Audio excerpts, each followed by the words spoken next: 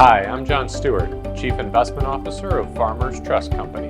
This is the Investor's Edge. The Investor's Edge, Market Insights with John Stewart, is brought to you by Farmers Trust Company. Hi, I'm John Stewart. Welcome to the Investor's Edge. First up, the week in review. Uncertainty rising. So the stock market has slowed its upward momentum a bit after the blockbuster earnings report from AI chipmaker and market darling NVIDIA last week. And despite the 20% bump in that stock since reporting earnings, the broader stock market is actually down about 1% over the same time frame. And if you strip NVIDIA out of the index, the rest of the S&P 500 is down about 2% just in the past week and a half.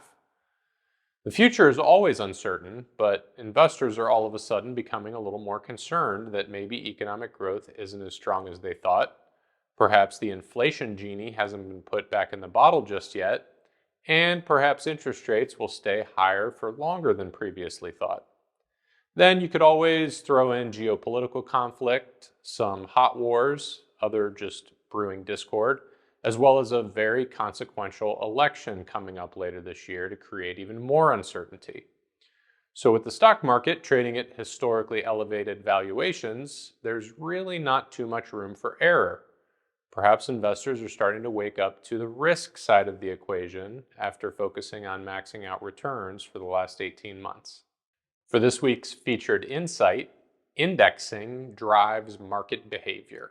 Over the past couple of decades, there has been a significant trend towards buying a market index like the S&P 500 rather than just picking individual stocks in an attempt to outperform the market.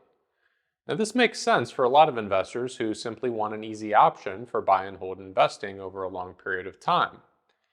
It has also been a trend that has created somewhat of a self-fulfilling performance dynamic.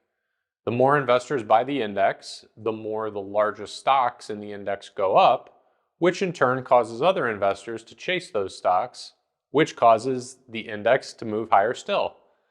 Now, the problem ultimately becomes a highly concentrated stock market, where just a handful of stocks make up a significant portion of the overall index.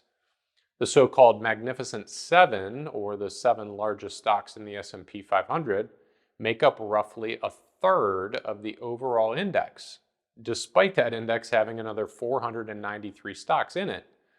For example, many money managers have to buy NVIDIA shares now because the company makes up a fairly significant 6% of the overall index.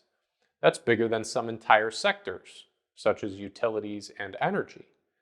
It's important to know, though, that if and when momentum shifts, this dynamic works in the other direction, too.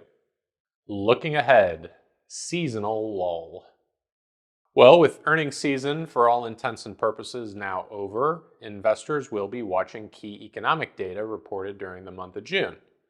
It's always important to keep an eye on the economic data, of course, but with school letting out and the start of summer vacation season, a lot of investors will be heading to the beach. In all likelihood, the next few weeks could be a period of calm with minimal volatility. Nevertheless, it's during those times where nothing is expected to happen that something unexpected has the power to take center stage. So for investors who have taken advantage of the market rally over the last 18 months, it could be an opportunity to use the period of market calm to harvest some of those profits. And for investors who are looking to add exposure, any unexpected volatility could be a good chance to buy some quality companies when they go on sale. Once again, I'm John Stewart. Thank you for watching The Investor's Edge. The Investor's Edge, Market Insights with John Stewart, is brought to you by Farmers Trust Company.